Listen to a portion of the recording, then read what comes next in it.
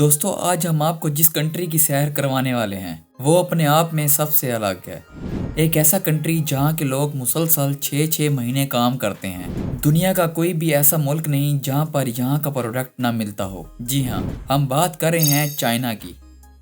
اس ملک کا آفیشیل نام Peoples republic of China ہے۔ اس ملک کی کل آبادی 1.4 بلین ہے۔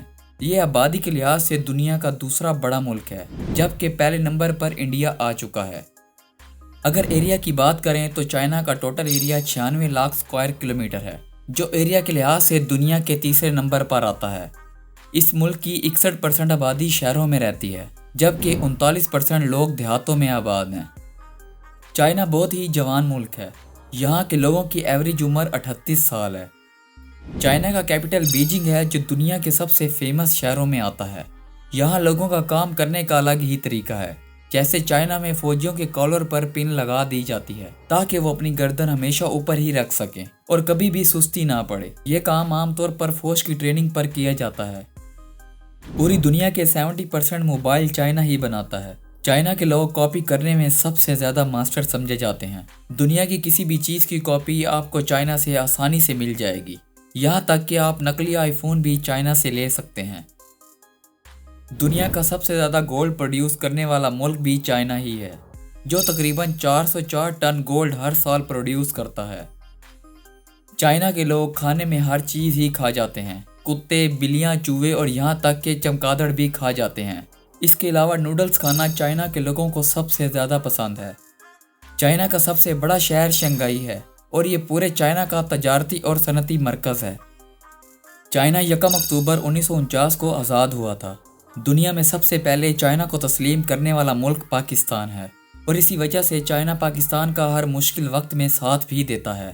آزادی کے بعد چائنا میں سب سے پہلے لینڈ کرنے والا جہاز بھی پاکستان کا ہی تھا، اور شاید آپ کو یہ سن کر بھی حیرت ہوگی کہ بینکنگ سسٹم بھی سب سے پہلے پاکستان نے چائنا کو بنا کر دیا تھا۔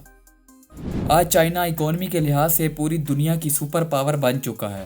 اس بات کا اندازہ آپ یہاں سے بھی لگا لیں کہ چائنا کی ایک کمپنی ہواوے ایک سال میں 3 ارب ڈالرز کماتی ہے۔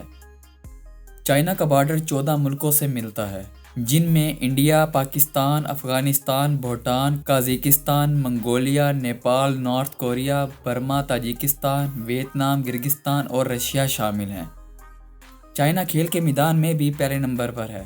چائنا کے پاس اقوام متحدہ میں ویٹو پاور موجود ہے، اور یہ ملک G20 کا بھی حصہ ہے۔ چائنا میں استعمال ہونے والی کرنسی یوان ہے۔ حالانکہ چائنا پاکستان اور انڈیا کے 2 سال بعد آزاد ہوا تھا، لیکن آج چائنا ان دونوں ملکوں سے زیادہ ترقی کر چکا ہے۔ دنیا کی تیسری سب سے بڑی بلڈنگ بھی چائنا میں موجود ہے، جس کی لمبائی 632 میٹرز ہے۔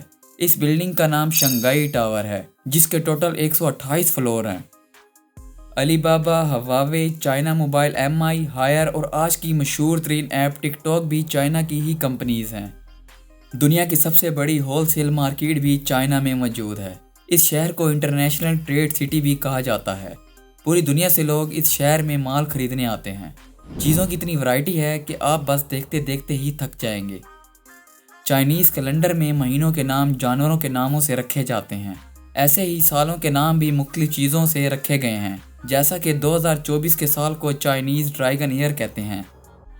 ناظرین، ہم نے شروع سے ہی سنا ہے کہ چائنا اور امریکہ آپس میں سب سے بڑے دشمن ہیں، لیکن دنیا میں بزنس بھی سب سے زیادہ یہی 2 ملک آپس میں کرتے ہیں۔